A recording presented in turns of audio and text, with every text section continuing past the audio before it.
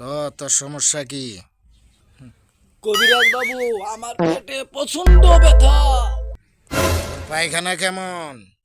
গরিব লোকের পায়খানা কেমন হবে কবিরাজ বাবা? মাঝখানে গর্ত করা, গর্তর উপরে বাঁশ দেওয়া, চারিদিকে দরমার বেড়া দেওয়া, সামনে চটের বস্তা দেওয়ানো কবিরাজ বাবা।